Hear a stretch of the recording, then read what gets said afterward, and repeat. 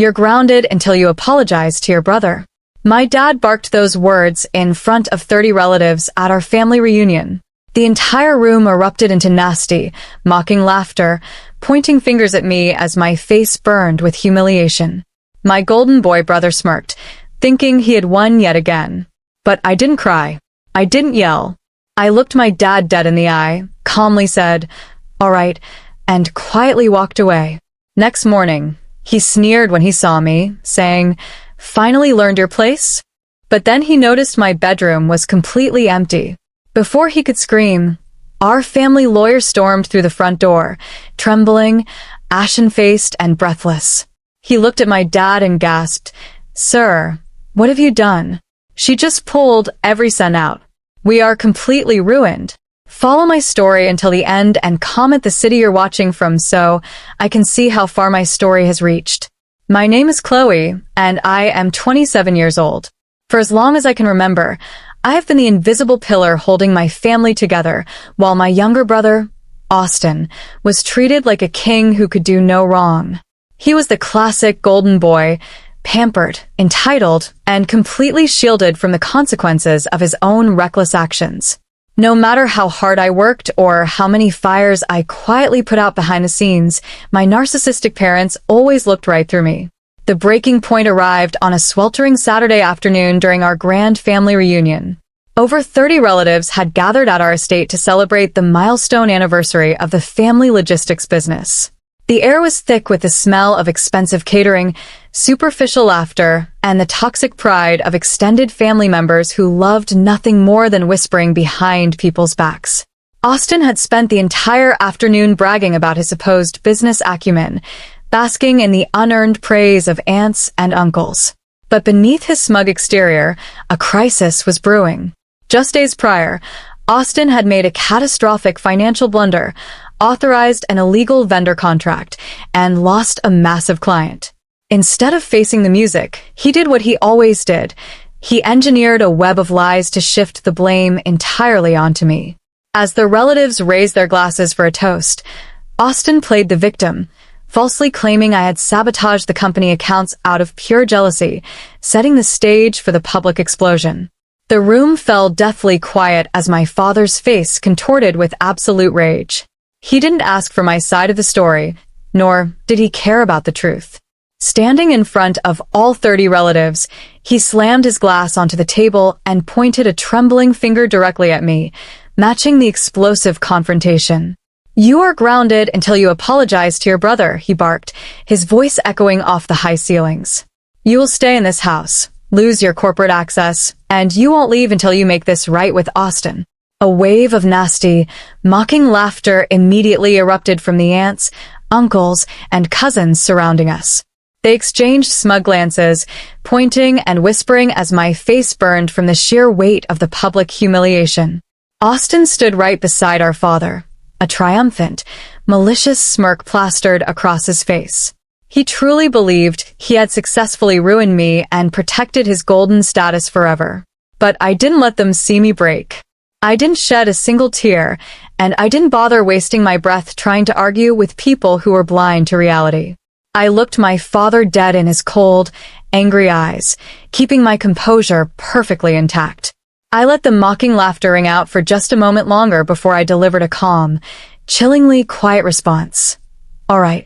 Without another word, I turned my back on the entire family, completely detaching myself from their toxicity as I walked away. What my father and brother had completely forgotten in their rush to humiliate me was a massive truth they had conveniently ignored for years. I wasn't just an employee in the family logistics business. I was the actual legal mastermind and the primary shareholder behind our entire family's wealth. Years ago, my late grandfather saw right through my father's reckless spending and Austin's complete incompetence. Knowing they would run the empire into the ground, his final will legally left the controlling corporate shares and the primary bank assets directly to me. I had quietly managed it all, letting them play the roles of bosses while I kept the foundation secure. But their ungrateful cruelty tonight had officially broken that bond. As the clock struck midnight and the house grew completely silent, I began to execute my silent retaliation. I didn't waste time crying. Instead, I spend the night methodically packing my entire life into cardboard boxes, stripping my bedroom down to the bare walls. Between packing, I made a series of urgent, devastating phone calls to my personal financial team and the corporate auditors. Because Austin's illegal contract was a direct violation of our corporate bylaws, I had the full legal authority to protect the business assets. With a few precise keystrokes, I initiated a total asset freeze on all joint family funds and legally severed my capital entirely from the family enterprise. I withdrew every single cent of the emergency reserves and security bonds that I personally owned and controlled. By 4 a.m., the massive financial empire my father thought he controlled was nothing more than an empty shell. They wanted to treat me like an invisible, grounded child, so I was going to show them exactly what happens when the invisible pillar decides to walk away. The next morning, the heavy scent of coffee filled the downstairs kitchen as my father sat at the head of the table, looking incredibly pleased with himself. Austin was right beside him, eagerly scrolling through his phone, likely planning how to spend the company bonuses he thought he had secured by framing me. The moment I stepped into the room, my father looked up, a malicious, smug sneer plastering across his face. He leaned back in his chair with an air of absolute triumph, eager to double down on my public humiliation from the night before. "Finally learned your place?" he mocked, his voice dripping with condescension. "I hope you're ready to bow down and beg your brother for forgiveness, because your grounding doesn't end until he says so." I didn't say a single word. I simply grabbed my car keys from the counter and gave them a cold, knowing smile that instantly made Austin's smirk falter. Confused and deeply irritated by my complete lack of fear, my father slammed his coffee mug down and stormed upstairs to my bedroom, determined to break my spirit and lock me away like a disobedient teenager.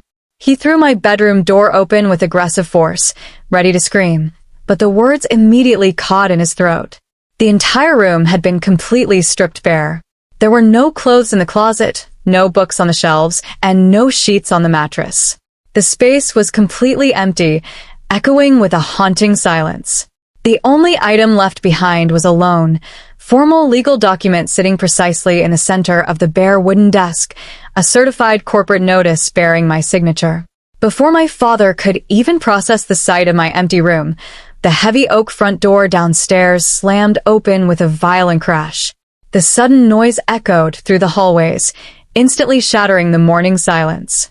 My father and Austin hurried down the stairs to find our family's trusted corporate lawyer, Mr. Vance, bursting into the foyer. He was in a state of absolute, breathless panic. His tie was completely crooked, his forehead was slick with sweat, and his face was ashen-faced and trembling with pure terror, precisely matching the sudden climax. He didn't even bother saying hello. He marched straight toward my father, holding a stack of freshly printed financial alerts in his shaking hands. "Sir, what on earth have you done?" Mr. Vance gasped, his voice cracking under the immense weight of the panic. My father blinked in confusion, his smug arrogance instantly faltering. "What are you talking about, Vance? I just put Chloe in her place last night at the reunion." The lawyer looked like he was about to collapse right onto the floor. "You fools!" Vance yelled, turning his gaze toward my terrified brother. "By publicly grounding Chloe and attempting to strip her of her corporate access, you triggered the emergency asset protection clause in your grandfather's corporate charter. Chloe wasn't just an employee, she owns the controlling shares and the primary bank assets. She just pulled every single cent of her capital out of the company accounts. The logistics business is completely frozen.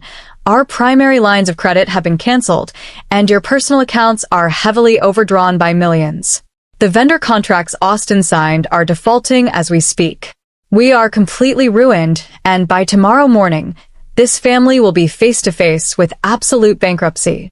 The smug arrogance that my family had carried for decades completely vanished in a matter of seconds.